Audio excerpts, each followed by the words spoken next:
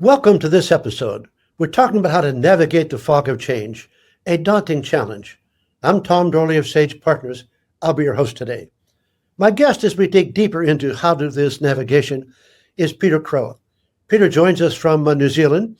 He's here in the New England area because he's in fact addressing a group of senior people in New York tomorrow in terms of what governance means and how to work it. So we're going to take this issue of governance and talk about it. Welcome, Peter. Thank you very much. So here's what we're going to start with.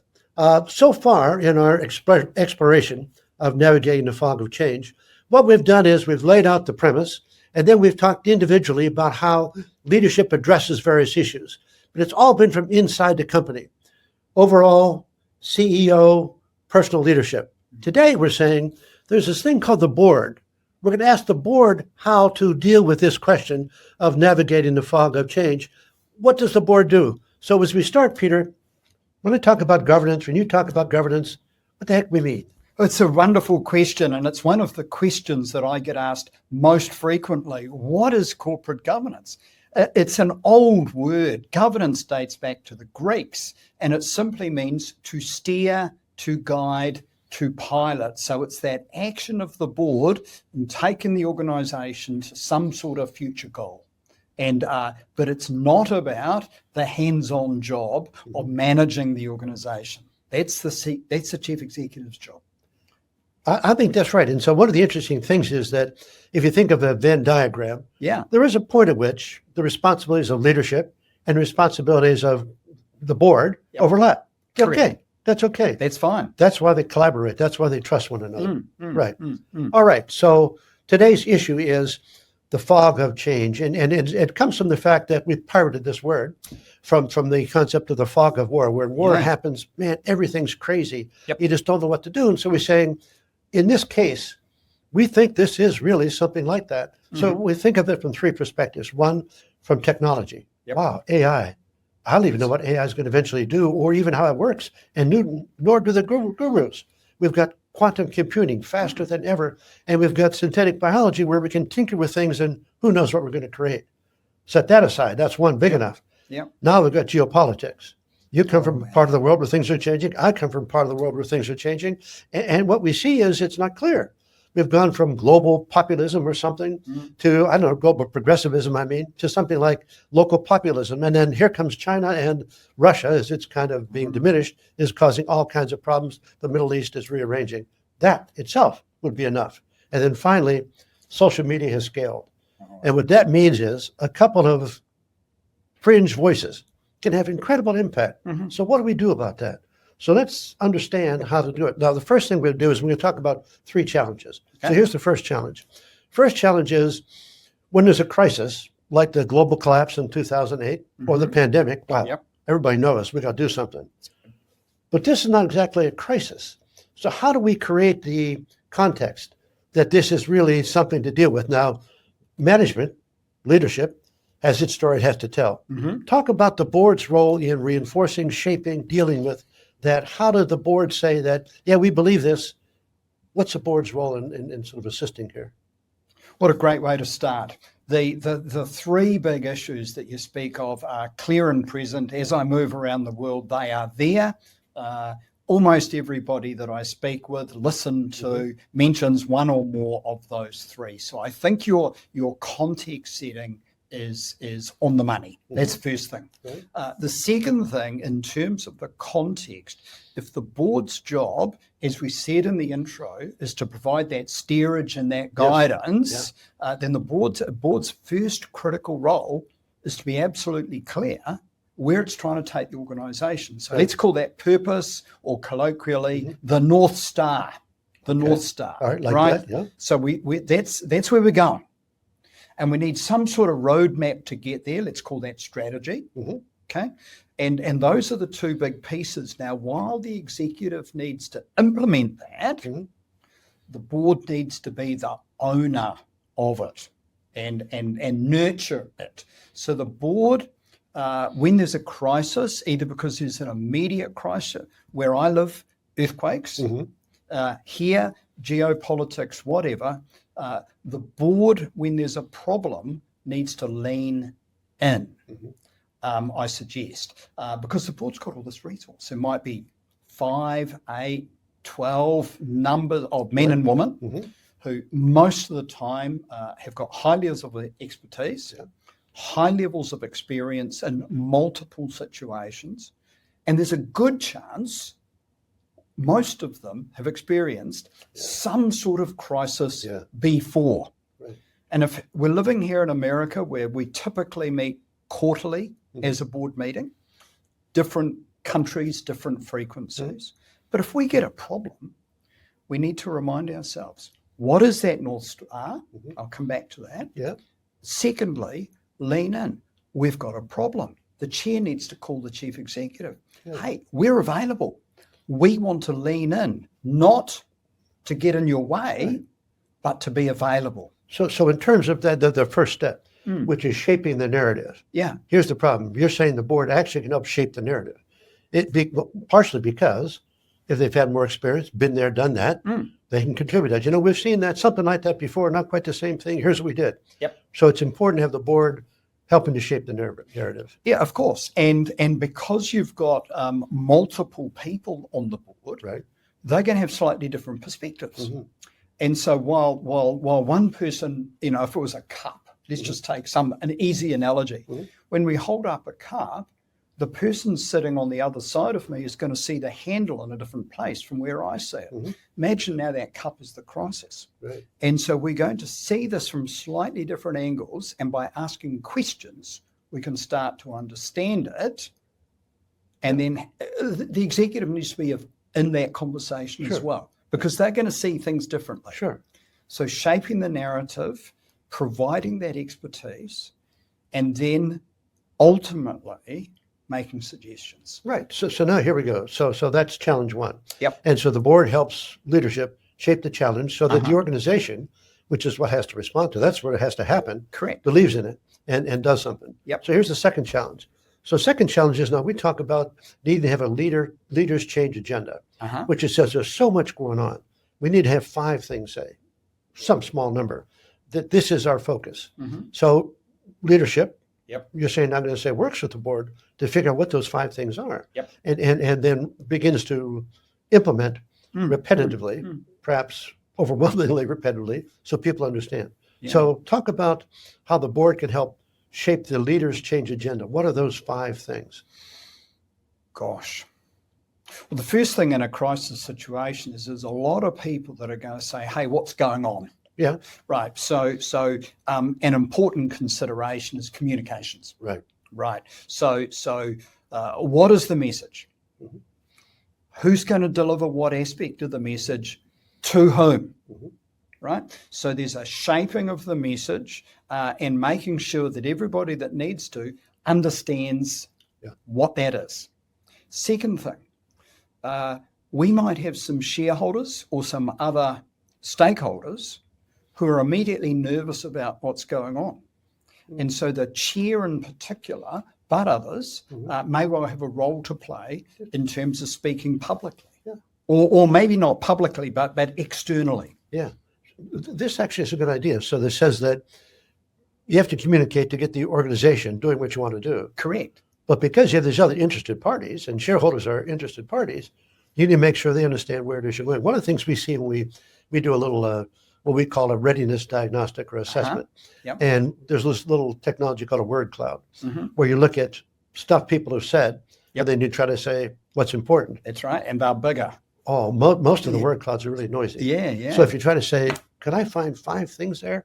It's hard. I can find 12 things there. Yeah. So now you got to get it down to 5 because you really need to keep the organization focused. So they say, no, it's okay. Somebody's doing something. It's okay. Here's what we're trying to do. Right? All right.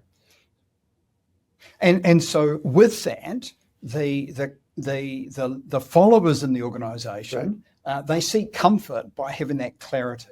Yeah. So these are the things that we need to focus on as we go through this crisis, as we go through this change. So not only recognizing and accepting that there's this dynamic change situation in play, and comforting people that it's going to be okay. You're still going to have your job, for example. Well, we hope. Exactly. But for example. Understood, yes. Right. this is what we need you to do. Yeah. And together with the board, and maybe the executive, maybe a committee, whatever, the 3 or 4 things we need you to do. So you're talking about 5 big things. Right. Communications, Right. absolutely. The role of the board in terms of that external communique, Right. because as we know, the company does not exist in isolation No, it from the doesn't. market, and the No. market wants to know: Right. do we still buy your products and services, Yeah, or you can not? be here. Or Are you still there? Right. Yeah. That's it. Yeah. That's it. Yeah. And the third thing is around: are there some activities, maybe some projects that we've been doing, but for now we might just put on hold while we tighten things up and Right. work through this turbulent time. Right. So that gets us to sort of this, and this kind of is our capstone. This is sort of the most complicated one. So let's say we figured out here are the 5 things we've got our leaders change agenda, these 5 things. Yep. If you go back to what we said at the beginning, the fog of change means that we actually don't know.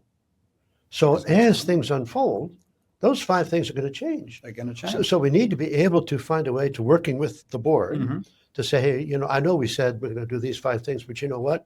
We learned something about this competitor, or all of a sudden AI is changing the way other people use the product. Wow. Yep. So the board needs to be flexible enough to deal with that as well, because that's a challenge, because, change is hard. So you said you're going to face the change, and we've come up with these 5 things. Now all of a sudden, we've got to change 5 things. Yeah. Yeah. And the answer is yes, you do. Yeah, you do.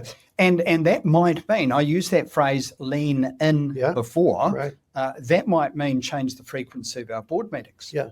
So in the past, when I've been sitting on a board serving, Yep. And we've had a change, not so much a change situation, but more of a crisis situation. Sure. The board, instead of, and where I come from, they typically meet monthly, Right. we doubled or even trebled our frequency of meeting. Right. We're still at our normal meeting, different agenda, Sure. but then we had these intermediate meetings, which were less formal, Yep. short, they're punchy, almost like a project meeting. Sure. Sleeves were rolled up. We used a figurative whiteboard. So we had a chart. Here are the things, Right. and together with management, what have we discovered since we met last? What is that heads-up display showing us? Yeah. What are those weird signals that we didn't know about? Right. For example, this competitor just did something. Sure. And bringing that into almost a brain's trust to think about it. But of course, the board is one step back. Yep. And it could see exactly the same things, but interpret them slightly differently. And that moves us from black and white to color. Sure. And I like this idea of informals. When I've been lead director, Yeah. I've always had a period, even in a regular board meetings, Yep. where we dismiss the secretary who's keeping the notes and all that sort of thing. And I would say to the CEO, now take the whiteboard. Yeah. And what's worrying you? What are you thinking about that we haven't talked about yet? And they say, well, I haven't brought this forward, but, and that sort of thing is good. And it's more intensified this way in terms of this. Let me give you an example. So back during COVID, we did a series of webinars we called Reigniting Growth. Okay. One of the CEOs who I had as my guest, she's the CEO of a company about 400 people, so not a big company. Yeah. It's a baking company. Right. King Arthur Baking. And she would hold meetings, I think probably maybe every 2 weeks, particularly early in COVID. And she had a rule that if you ask me a question I can't answer, I'm going to tell you I don't know the answer. Yep. I'm going to tell you that I don't know what that is. Next time we're together, I'll do the best thing I can. What she was doing was establishing her authentic self. And that's really important. You got to be able to trust people. You got to be able to trust people. Yeah. And you got to know with that trust that you've got this platform that says, you know what? We're in it together. Yeah. Right? Because if we've got trust, then that gives us the confidence to say what we think, albeit in a context of we're on thin ice here, but I'm going to say it anyway. Yeah. Because that just builds further trust. Yeah. We need to make sure it doesn't go blind trust. Sure. But while we're trying to work it out, if we've got that context, okay, we came into the meeting with a new situation that we were not previously aware of, only heard about it this morning. Right. Here we are. Let's talk about it. Let's get around the whiteboard, chat. Yeah. And now we've got about half a dozen things say Sure. that we don't know. Right. And we didn't know them an hour ago. That's right, yeah. But now we know we don't know them. So we get to another point, which is, what are the specific actions we're going to do to discover a bit more so that ultimately we can make a decision? With it, the board needs to be confident, I suggest, that perfection is our enemy. And we need to be really clear on a question: is good enough good enough? Yeah. So there's a threshold. Yep. And if we breach that threshold, we're marching. We're moving. Right. And if we can do that, that can, because what I think is really important in these situations is not only our team has confidence, but they see evidence. Yes. And that evidence is that we're meeting. Right. We're not meeting behind we're behind a closed door, but we're visible when we come and go. Right. Right. So we're meeting.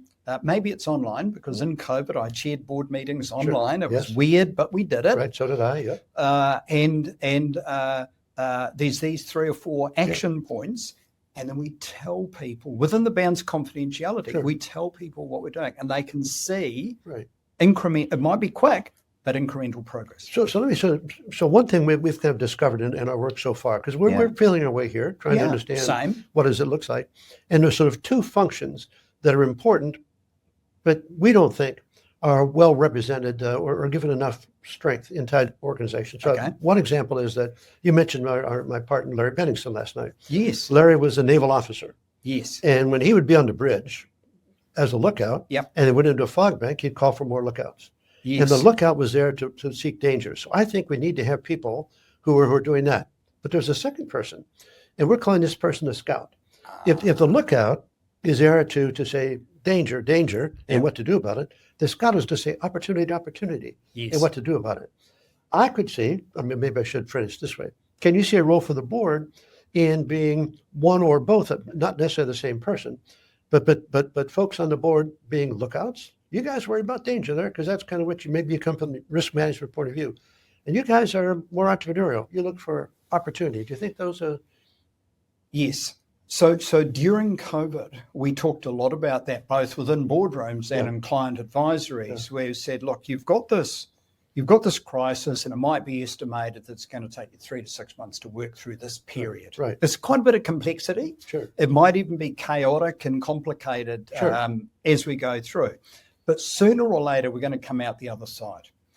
If we are not looking forward, then when we come out of the other side, it's a risk we're going to be becalmed. Because we're not ready.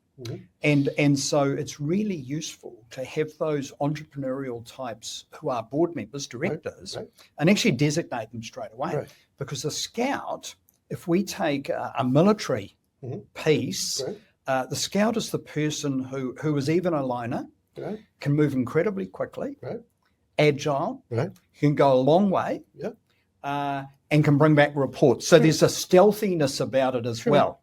And we'll shoot over here and we'll find something, and we'll shoot over here and know there's danger over. Oh, that looks like it might be positive, interesting. And let's go do it. Let's try. Let's check it out. And maybe come back to base and get 2 or 3 others. Come and have a look at this. And we can bring the measuring tape and assess it.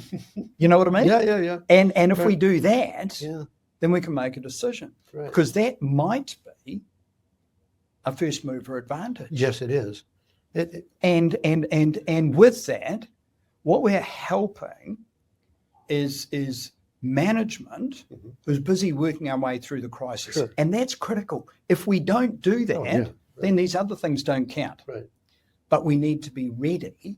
And so directors can be valuable in that regard. And here's a great way I think directors can help. So simultaneously, leadership has to protect the core, as you just said. Man, if the way it is we make our money, serve our clients and all that sort of customers, if that goes awry, we're in trouble. So you got to protect the core. 100%. On the other side, they have to still take these growth-oriented risks. They have to still take risks. Because if you stop doing that, your growth muscles atrophy. And you can't all of a sudden, after not doing anything for okay, let's go. It doesn't work because you forgot how to do it. And so these two are kind of polar opposites. And our observation is yet it's a tough job to balance these, but that's what leaders do. And I think the board can really help to say, okay, I understand the problem. Let's work it together here. Exactly right. In fact, what you've done is you've gone right back to what governance is. Yeah. Because governance is about steering and guiding and piloting. Right. Or if we take Sir Adrian Cadbury, the Cadbury Report in the UK, 1992, corporate governance, the means by which companies are directed and controlled. Right. Control is about value protection. It's about compliance. Right. And we do that because if we don't do it, it might have litigation attached to it or reputation problems, right?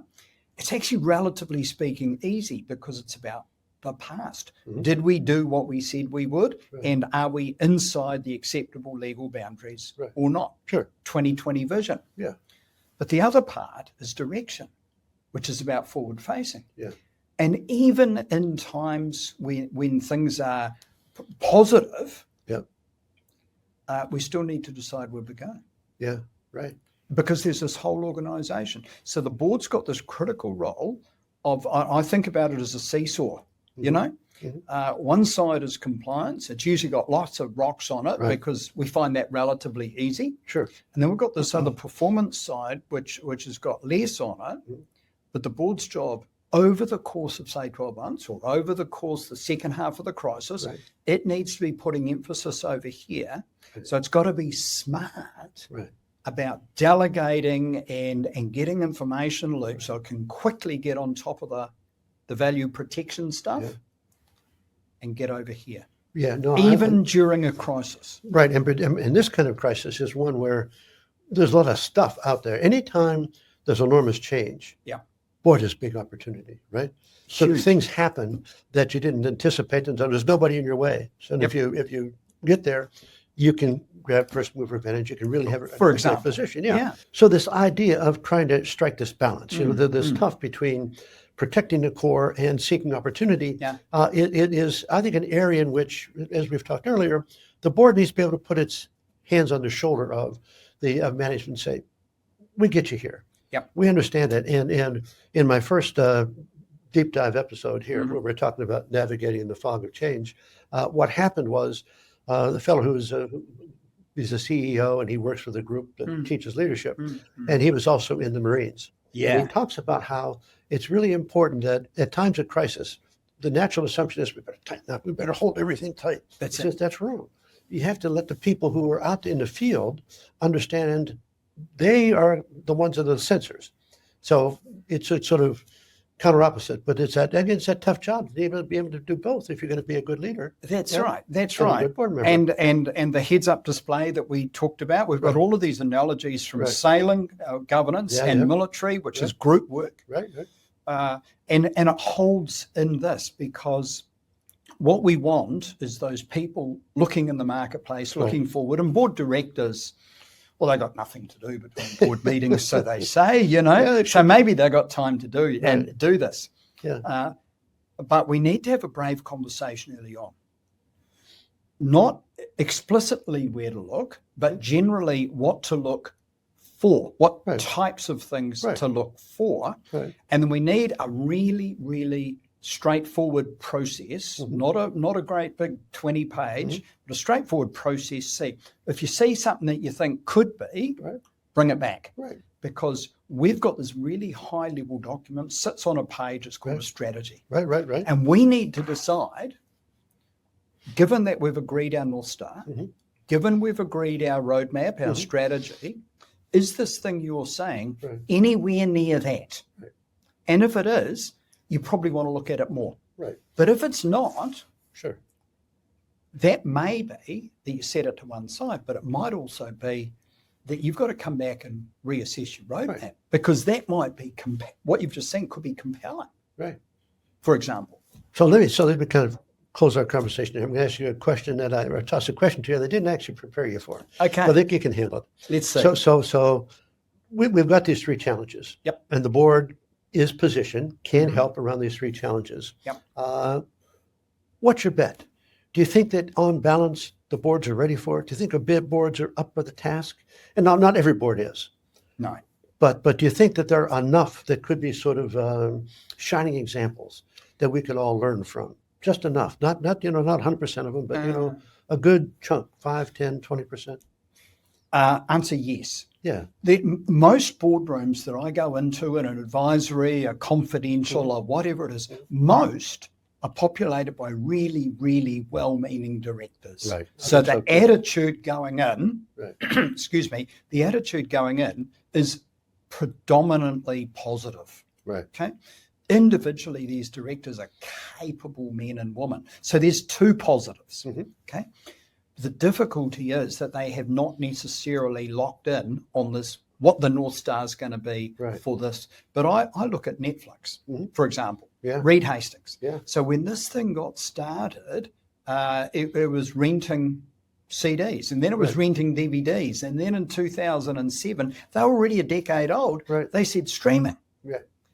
Now, what was fascinating, and Stanford, the Rock Center, I think it was, went and did some research because Hastings and his executive friends said, board directors, if you're going to contribute well, you need to understand the business better than what you do. Right. So come in and have a look. We're going to tape your mouth over so you can't give instructions, which is probably a good thing. Right. But it was seen as innovative. And I would say to you, so my research suggests that 1 in 20, only 5%, 5% of boards are locked in and agreed on what that North Star is. Right. And regardless of whether it's plain and those sailing. are the ones who are ready to help. And they're the ones. And I call that the 5% club. So if you think about it like this, the question to ask a board, and for boards to ask themselves, do we want to be part of the 5% club? Of course you do. Yeah. Now, if we all do it, we're going to be the 10% club, the 15%. It doesn't matter. Yeah. The thing is, if we know where we're heading as a unit, and we can all commit to it and put our effort in from an alignment perspective, then with our scouts, with our leaders, with our lookouts, with our people doing the work, then we increase our chance of success. Right. And that's what business is all about, isn't it? It is. Yes, it is. Yeah, it is. So tell me, if somebody wants to get in touch with you, Peter, how would they do it? How would they want to say, Peter, I like what you're saying. Help me out. Yeah, well, Google knows my name. Okay. Google knows most people's name, That's but true. Crow only has 4 letters in it. Ah. And so petercrow.com. There you go. It's all there. There's a page with contacts. I'd love to hear from people. Right. Thanks. And they can contact you, and because you got all my phone and everything else with it. That's certainly true. And you can reach me, of course, by Doorley at sagepartners.net. Also on LinkedIn and so on. But sort of as we close, and I want to thank Peter for spending time. But he was really coming up to New York to do this important keynote speech. And then he did this little side trip here to Boston. I appreciate it. I'd also like to thank Deloitte because we're actually broadcasting from Deloitte office. And one of the things which is great about Deloitte, and I'm a retired Deloitte partner, is that I can use their office space anywhere in the country. And it's a brilliant thing, and it's why Deloitte says you may have retired from the firm, but you've not retired from Deloitte. And I think that's great. So thank you for Deloitte. Yeah. And for all of us, as we face the fog of change, it's important to understand that, that it's a hard time. And we can either sort of give up and say, oh, nothing I can do. I'm going to just sort of hunker down and stay quiet. But that's wrong. There are these two aspects we have to do. We have to hunker down. Yes, we have to maintain that core. But we got to keep looking for opportunity because in times of great change, there's an enormous chance of opportunity. So thank you for listening. Until the next time, take care and be well.